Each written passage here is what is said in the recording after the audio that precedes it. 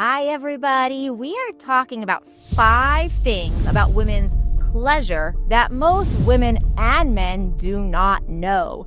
Before we get into that, I also want to tell you that another thing we're going to cover in this video is the biggest mistake I see couples make when they're having sex. So make sure you stay till the end because you want to hear that mistake. I'm Dr. Diane, board-certified sexologist and host of MyLibidoDoc.com. I want to invite you now, and then we're going to get into these 5 reasons here. I want to invite you to subscribe to my channel before we get started so you continue to get the types of things that we give away on this channel, such as videos on pleasure, how to talk to your partner, new techniques, how to fix erectile dysfunction, vaginal dryness, pelvic pain, and more. So make sure you hit that subscribe button, and let's get started. So point number 1 on pleasure for females. We're going to talk about these, and we're talking about these in relationship much to the female anatomy, which both women and men do not know a lot about the female anatomy, I find. So I have my handy dandy pelvis here to help give you a little show and tell today. So the first thing I want to make sure that everybody knows is when it comes to the clitoris, right? When it comes to the clitoris, many women do need clitoral stimulation to have sex. And here's the thing. Most people think of the clitoris is that little nub that you see, right? So that's this part right here. So a lot of clitoral play just is involving this nub, if anything at all.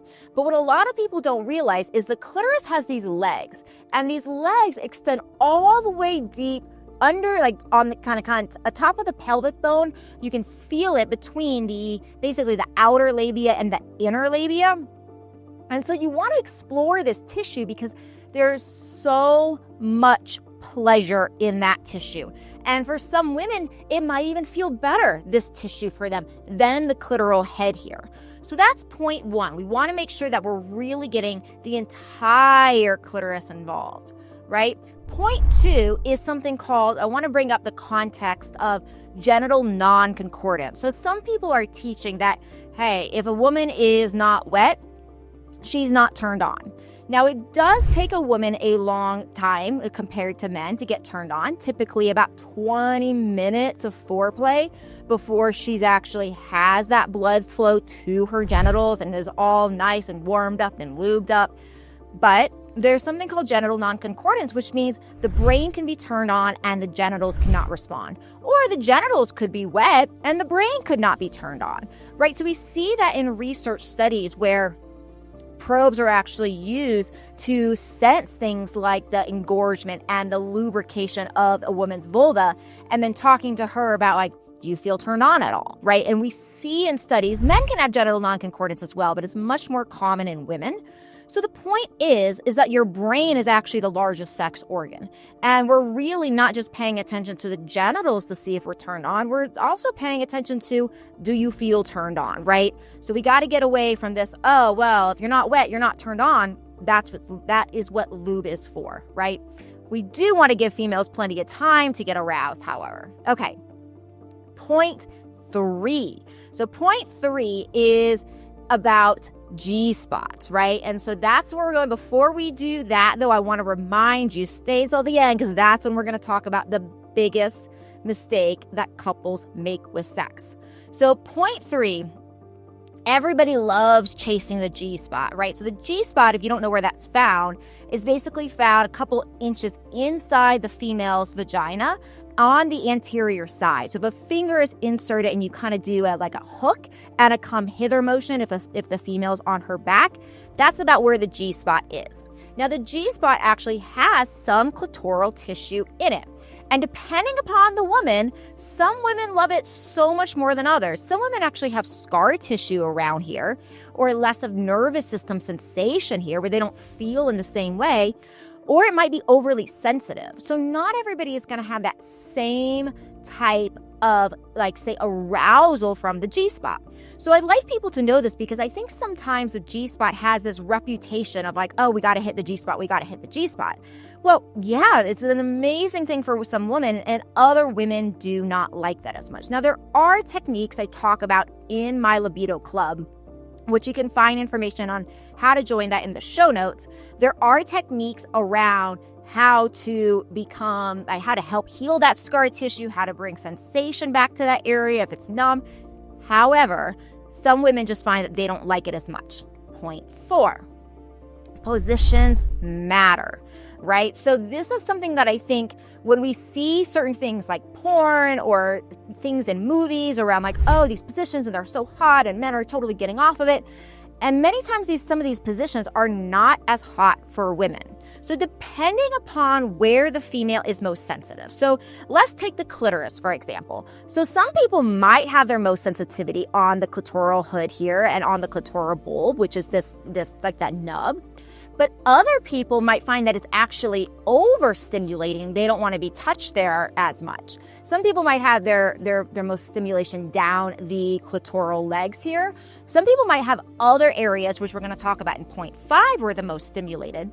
But the point is here with positions is that for many women, because many women do need clitoral stimulation to help with their arousal and their orgasm, certain positions that are not going to get their clitoris involved as much might not do a whole lot, right? So, for example, doggy style, depending upon the angle of the female's pelvis, might not be the best position for some women unless there's a reach around or there's a vibrator or something that's used to also give her that clitoral stimulation.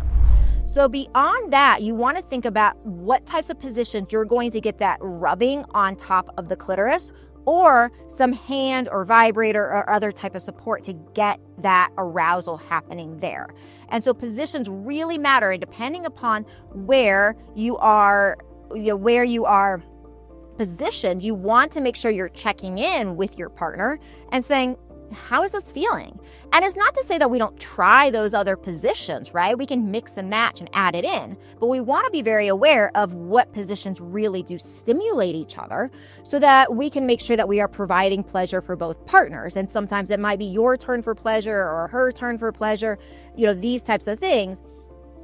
But you want to make sure that you are aware of like, oh, this is more or less stimulating for your partner so that you can make sure that she's getting the pleasure that she needs as well. And if you're watching this as a female, it's a really good time to learn this so you can start advocating for yourself of like, oh, honey, I want to move into this position. Okay, number 5. This is another area that gets ignored so much in foreplay, so much in oral sex, all these different things, which is this area right here. So this is the spongy tissue.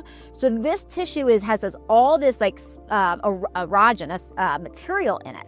So it can swell and it feels just incredible. So it's right under the inner labia, the inner lip of the vulva. And for some women, this particular area can even be more exciting for some women than even the clitoris. So oftentimes we are like, for so many people, it's just that nub of the clitoris, and then we are in, and then there's that immediate penetration, right? But we're missing the clitoris, the clitoral legs. We're missing this erogenous, spongy tissue that is just below that inner lip. So we want to make sure we get that all, right? So all of this area can have so much value for female orgasm, female pleasure. Now, then I want to say next, the biggest mistake that I see with couples and the biggest mistake couples make when it comes to sex. And this is going to sound overly simple, but it's really not.